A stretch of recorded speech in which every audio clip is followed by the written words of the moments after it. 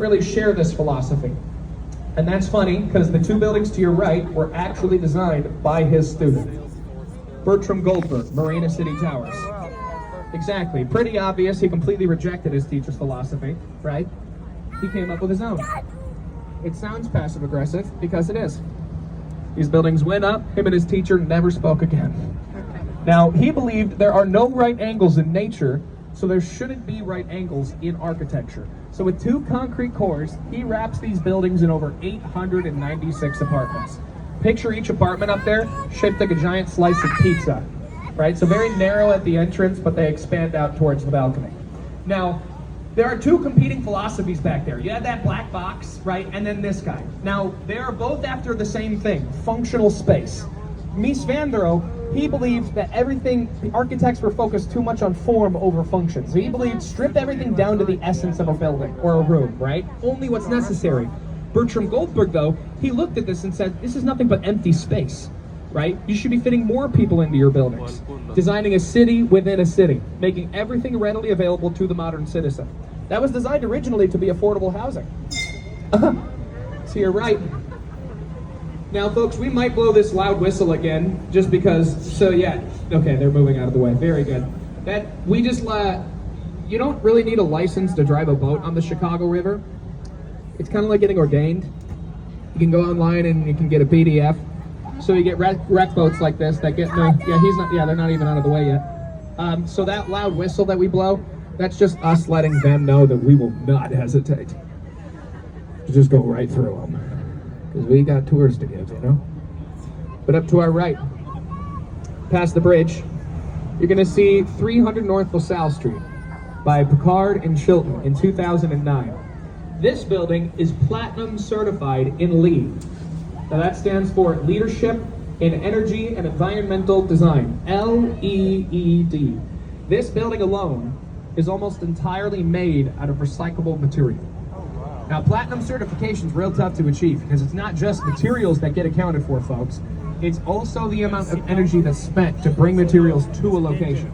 It's the amount of energy a building consumes, the amount of energy it takes to design it, etc. And that's the highest you can get, platinum certification.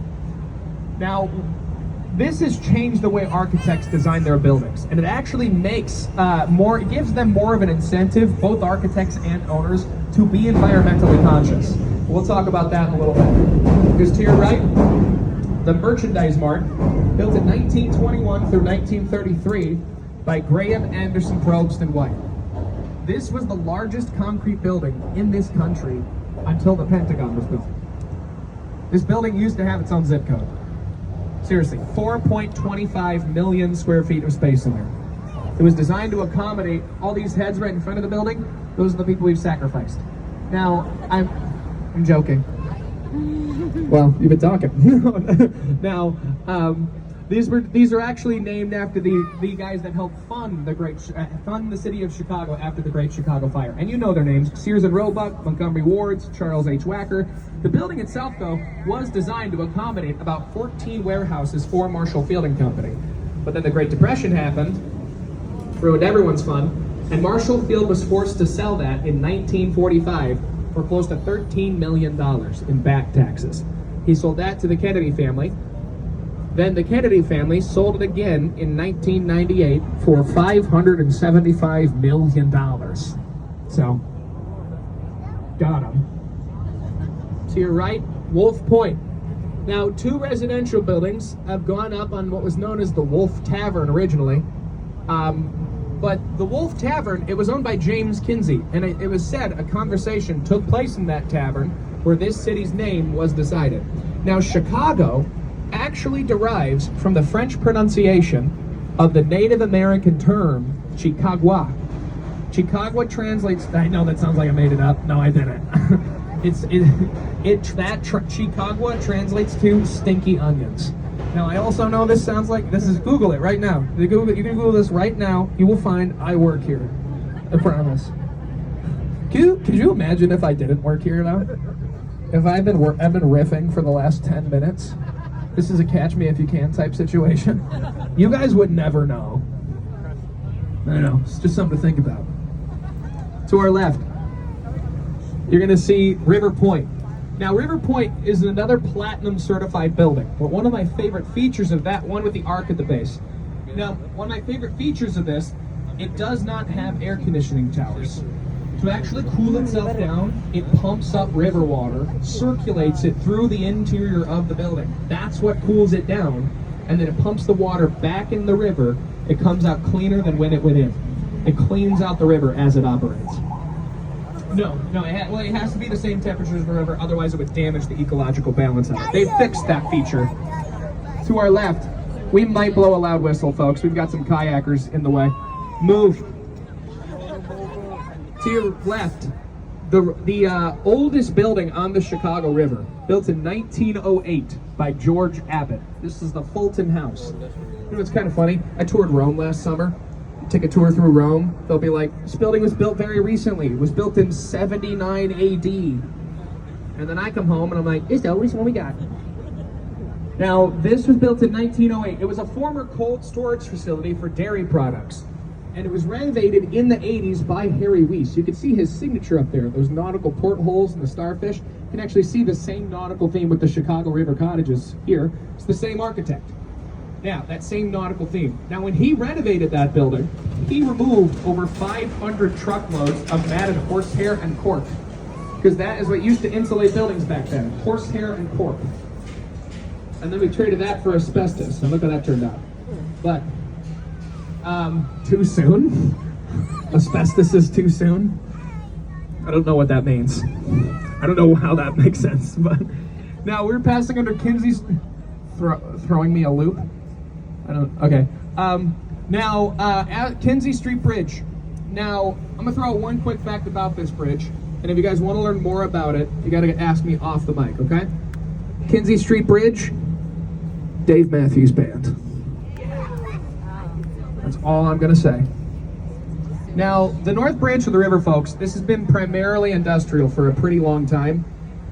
This was until the early 2000s this residential boom began to occur. Now, Kinsey Park is a great example of this. It's a private gated community. It was designed by George Papageorge. You'll notice how they mimic European row houses here. Now, to give all of you an idea of how badly people wanted to live on the North Branch during this boom, each townhouse here ended up selling for close to $1.2 million each before they even broke ground on this community. And their biggest concern is the volume of my voice. Because I am constantly getting emails from these people saying I specifically have too loud of a voice.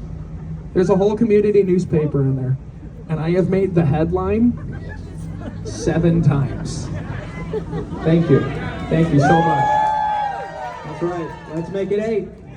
This is my river. To your right, you've got the Riverbank Lofts. Now, this was a former printing facility, but since then it's been repurposed. Now it's a variety of luxury lofts. These have examples of what you call a soft loft. Now, you know a soft loft when you see one. Exposed brick, right? High wooden ceilings, exposed piping. That's a soft loft. Because at least in our city, we don't demolish older warehouse buildings just for the sake of doing so. If we have the opportunity to bring the past with us, Chicago does it. You will see this all throughout our city, because especially as we come up here on what I like to call the Montgomery Ward Corridor. Now, this is not the technical term. This is just what I like to call it, because this is where all older Montgomery Ward buildings were located. Who knows that name? Montgomery Ward? Major figure in Chicago's history. The inventor of money back guaranteed. This is Montgomery Ward Park to your right. But you're going to see this blue building, square behind the water tower here. Blue tinted glass and 4 concrete corners. That's called the Montgomery. Now, that was built in 1971 by Minoru Yamasaki. You're going to notice it does not have corner offices. They say Minoru Yamasaki designed the building in honor of Montgomery Ward's business model, which stressed 2 things: efficiency and equality for all workers. So if you design a building without corner offices, you're actually creating less competition for them. So no one's above or below anyone else. Now, Montgomery Ward is a major figure in our history, because if it wasn't for his power, influence, and money, Chicago would not be what it is after the Great Fire. Now, I've got to rewind. So after the fire occurs, a man steps forward. This guy's name was Daniel Burnham, and he began to slowly meet with the